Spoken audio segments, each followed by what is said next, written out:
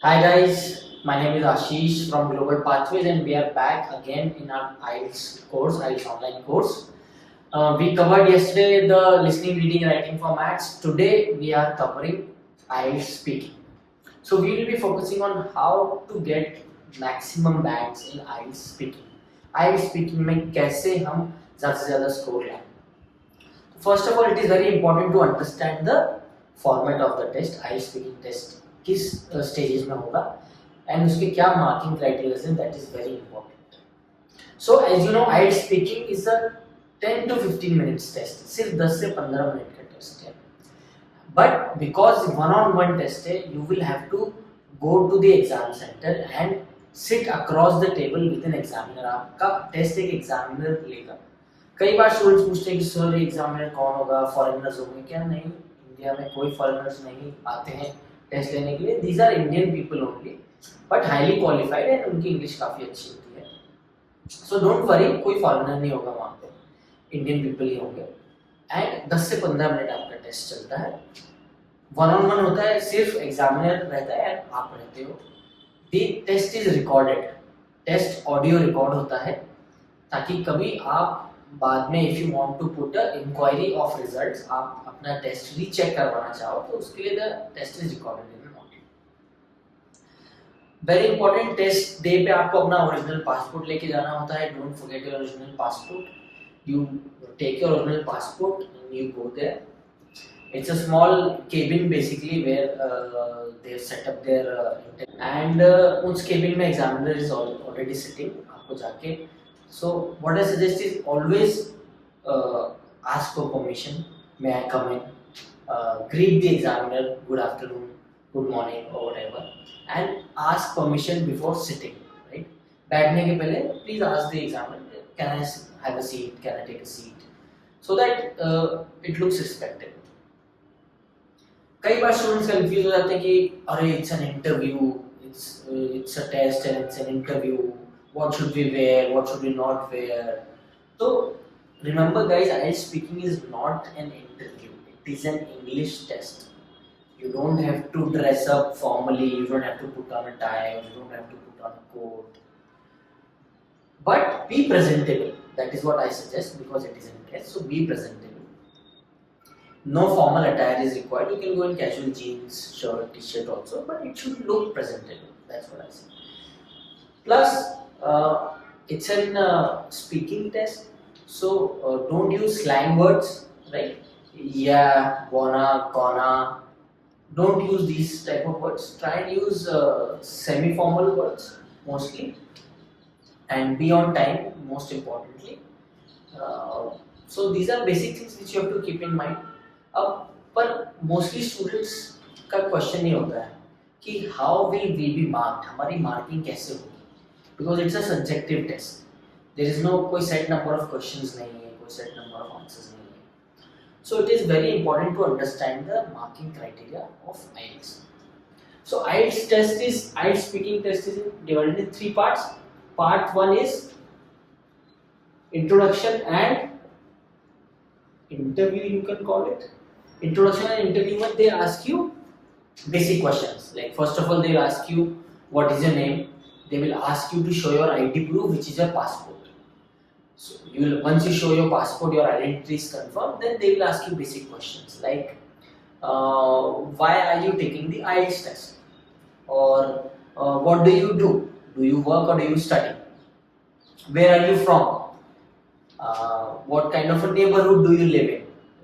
What type of an accommodation do you live in? So these are the basic questions the examiner will ask. And mostly ये common questions होते हैं. IELTS speaking के part 1 में ये questions generally examiner पूछते ही हैं. But इसका ये मतलब नहीं कि आप answers रट लें. Okay? Examiners are very smart. रटे हुए answers किसी को पसंद नहीं होते. So please do not give, answers which are already which you already seen somewhere, right? A lot of videos I see वो बच्चों को encourage कर रहे हैं, my first name is XYZ, my last name is this. No, don't do this. Okay, be natural. Like just say that my name is Tom Cruise or whatever. Don't say my first name is Tom, my last name is Cruz, you can call me Tom. No, examiner को पता है कि ये आपने कहीं ना कहीं video देखा है ना, आप उससे कॉपी कर रहे हैं. So do not do that, be natural. Okay, अपना नाम को अलग तरीके से बताने के कोई मार्क्स नहीं मिलेंगे. We'll come to the marking criteria and then accordingly we'll cover. So first part 1 is simple basic introduction. They'll ask you basic questions. Then they move on to part 2. और part 2 में जाने से पहले कभी-कभी there is an abstract round है. What is an abstract round? Abstract round का क्या मतलब होता है? Abstract means random. Part 1 के questions के बाद part 2 में जाने से पहले कभी-कभी they ask you random questions. Like किस तरह के random questions? Do you like numbers? What do you think about running? What do you think about rocket science? So these are random topics. So don't be surprised. ऐसा कोई भी random topic आए तो don't be surprised. उसके बारे में आप जो भी सोच सकते हैं वो आपको बोलना है. Okay? After these few basic questions, the abstract questions, then comes the part 2, right? Now part 2 is cue card. Cue card is like an extempore. हम स्कूल में extempore करते थे. आपको एक टॉपिक मिलेगा, कुछ टाइम मिलेगा उस पर सोचने के लिए, और उस टॉपिक पे आपको बोलना है. So cue card is also the same. Cue card में you will get a card or a paper जिसपे कुछ टॉपिक लिखा होगा and उससे रिलेटेड कुछ prompts होंगे, कुछ cues होंगे, कुछ hints होंगे, right? So उस क्वेश्चन के जो हिंट्स हैं उनको प्रिपेयर करने के लिए you will get 1 minute. और in that 1 minute you can think and make notes about that topic. उसी कार्ड पे आप नोट्स भी बना सकते हैं and you have to think कि आप क्या बोलेंगे. After that 1 minute is over, you will get 1 to 2 minutes to speak on that topic. So I always suggest that speak for at least 2 minutes. आप practice करें 2 minute continuous non stop बोलने की, तो that is better. Right now आपको ध्यान रखना है कि ये जो 1 मिनट सोचने का है और 2 मिनट बोलने का है, this is completely a one way communication. The examiner will not participate in this.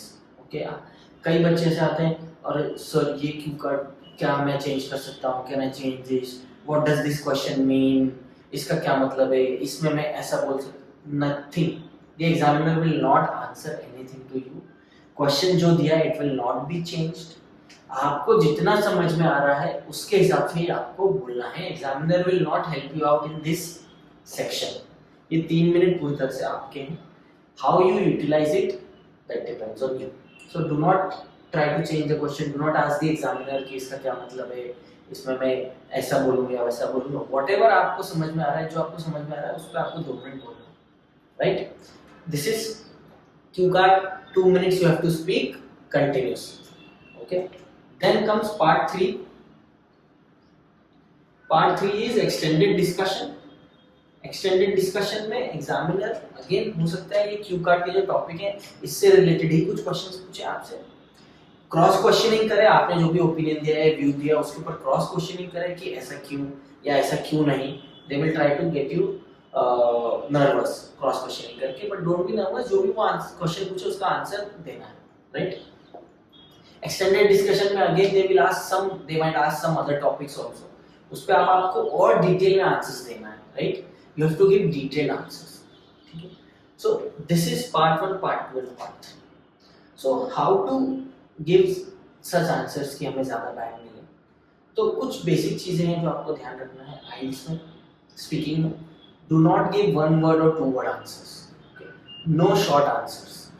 कई बार ऐसे क्वेश्चन आते हैं जैसे स्पेसिफिकली पार्ट 1 में या एब्स्ट्रैक्ट टॉपिक में, इनका बहुत स्ट्रेट फॉरवर्ड आंसर होता है यस या नो, पर हमको वो स्ट्रेट फॉरवर्ड आंसर नहीं देना है. For example, do you like music, उसका स्ट्रेट फॉरवर्ड आंसर है यस या no, but we don't have to say yes या no. No 1 word 2 word answers. I suggest कि एटलीस्ट 2 या 3 सेंटेंसेस का कोई भी आंसर होना चाहिए. तो वो जो क्वेश्चन है उसका आंसर भी देना है आपको, प्लस उसको इलैबोरेट भी करना है, उसमें एक्स्ट्रा इंफॉर्मेशन भी ऐड करना है. How to do that? So let's say the question is do you like music. So instead of saying yes, you can say Yes, of course, I like music. I am a fan of rock music. Coldplay is my favorite band, and I go to every concert that happens in my city. Okay. So यहाँ हमने क्या किया कि उसके question का answer तो दिया, साथ में रिलेटेड इंफॉर्मेशन भी ऐड कर दी है. That is what you have to do. At least give 2 to 3 sentences to the examiner. Whatever the question may be. कितना भी simple question हो, कितना भी straightforward question हो, try and extend it to at least 2 sentences. No short answers. Plus, don't think too much. Don't think कि सही क्या है गलत क्या है. I speaking में there is no right or wrong answer. Okay. Lot of times students are hesitant कि अरे मैं ऐसा जवाब दूंगा तो एग्जामिनर मेरे बारे में क्या सोचेगा. Don't think anything. Examiner is not there to judge you. Examiner is only checking your English. Okay. आप किसी भी क्वेश्चन का कुछ भी आंसर दें, एग्जामिनर को कोई फर्क नहीं पड़ता है, वो उस बेसिस पे कोई मार्क्स नहीं देगा. So which brings us back to the topic कि एग्जामिनर किस बेसिस पे मार्क्स देगा. So examiner, there is a set marking criteria. Examiner will mark you on the marking criteria, which is speaking. The first marking criteria is grammar, right? So grammar means your tenses should be correct, right? The examiner will ask you question in all the 3 tenses. तो आपको ध्यान रखना है कि हम उसी tense में answer का जवाब दें. For example, what did you have for breakfast this morning? This is a past tense question, so you have to give the answer in past tense. I had pancakes. Yeah, I had cereals. Whatever, right? So you have to make sure that you are following the tenses. Do you like Shah Rukh's new hairstyle? This is a present tense question. So you will have to answer yes, I like, or yes or no, I do not like, right? Where would you like to travel in the future, right? I would like to study in Canada, or whatever. So this is a future tense question. So make sure that you are answering in the correct tense. Grammar, make sure your sentence structure is also correct. The second criteria is vocabulary, right? Now vocabulary जिसको lexical resource भी बोलते हैं IELTS की language में, but अगर हम simple language में समझे तो it means vocabulary. Vocabulary should be good. Now what do we mean by vocabulary should be good? Vocabulary में 2 चीजें होती हैं. First is range and second is precision.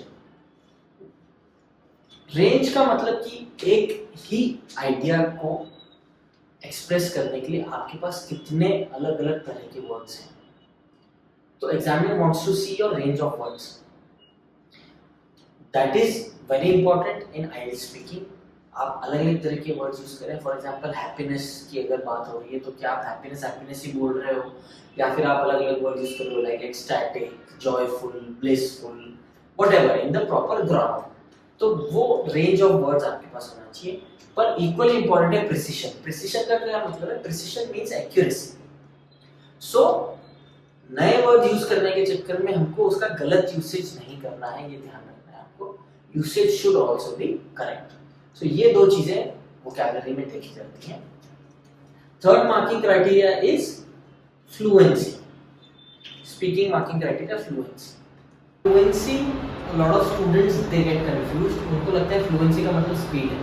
तो I always tell the students fluency does not mean speaking fast, but fluency means speaking continuously. आपको breaks नहीं लेना है, आपको हेजिटेट नहीं होना है, आपको पॉजेज नहीं लेना है. If you are saying the whole sentence in one go, it will count towards fluency. आपको जल्दी जल्दी बोलने की जरूरत नहीं है guys. So relax, take a breath and speak entire sentence in one go. That's what fluency means. Fluency also एक और चीज जो फ्लुएंसी में काउंट होती है, that is rate of response. Rate of response मतलब कितना जल्दी आप एग्जामिनर के क्वेश्चन का आंसर दे रहे हैं. क्या आप बहुत ज़्यादा टाइम लगा रहे हैं रिस्पॉन्स देने में? So be normal, don't take too much time, don't think too much. Whatever you can think of, जो भी आपको लगता है वो आपको थोड़ा सा जल्दी एग्जामिनर के क्वेश्चन खत्म होते से टेक अ 1 सेकेंड और 2 second break and then you have to say the answer. So fluency is the third marking criteria. Fourth marking criteria is pronunciation. Now pronunciation means कि आप जो सेंटेंसेस बोल रहे हैं, जो इंग्लिश के वर्ड्स वो बोल रहे हैं, कितने क्लियरली एग्जामिनर समझ पा रहा है, कितने क्लियरली सामने जो भी सुनने वाला होगा वो समझ पाएगा आपकी बात को, एंड क्या आप जो कुछ बेसिक वर्ड्स हैं उनके प्रोनाउंसिएशंस क्लियरली बोल रहे हैं कि नहीं। फॉर एग्जांपल रेस्टोरेंट बोल रहे हैं ना कि रेस्टोरेंट। तो ऐसी बेसिक चीज़ें आपको ध्यान रखना है प्रोनाउंसिएशन में। तो गाइस ये ध्यान रखें कि सिर्फ ये 4 मार्किंग क्राइटेरिया है। एग्जामिनर के पास ऐसा शीट बना हुआ होता है, right, they have this sheet, they have this marking criteria, and वो सिर्फ इन्हीं 4 मार्किंग क्राइटेरिया पे आपको मार्क्स देते हैं। फॉर एग्जाम्पल ग्रामर में 6 है, वोकैब में 7 है, फ्लुएंसी में 7 है, प्रोनाउंसिएशन में 6 है, तो ओवरऑल 6.5 मिलेगा आपको स्पीकिंग में। तो ये 4 चीज़ों का आपको ध्यान रखना है। इसके अलावा आपको कुछ नहीं सोचना है मैंने क्या ड्रेस पहनी है और मेरा एक्सेंट कैसा है। एक्सेंट के भी कोई मार्क्स नहीं है गाइस। आपका जो नॉर्मल इंडियन एक्सेंट है प्लीज़ अपने नेचुरल एक्सेंट में ही बोलें, एक्सेंट के कोई मार्क्स नहीं है वहाँ पे। आपने कुछ गलत इन्फॉर्मेशन दे दी तो भी कोई मार्क्स नहीं कटेंगे। They are not testing your knowledge guys. Keep in mind आइस is not a test of your knowledge, it is just a test of your English, जो ये 4 चीज़ों से ही एग्जामिनर चेक करेगा।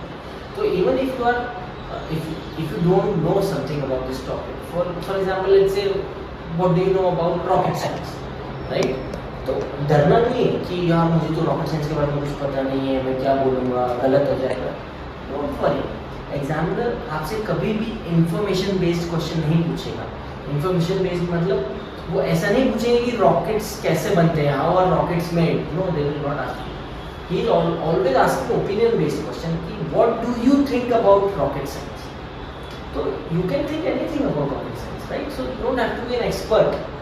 तो आप बोल सकते हो कि I think rocket science is a very upcoming field. People are privatizing rocket science. People like Elon Musk, Jeff Bezos, Richard Branson, they have launched their private space agencies. तो इसमें कोई भी टेक्निकल बात नहीं थी, जो नेचुरल कॉमन सेंस वाली general knowledge वाली बात थी वो हमने बोली, तो it will be counted towards your English only. So keep in mind, don't be afraid of judgment, okay? Don't take long pauses, don't be monotonous, right? My name is this, I belong from Indore. Don't be monotonous.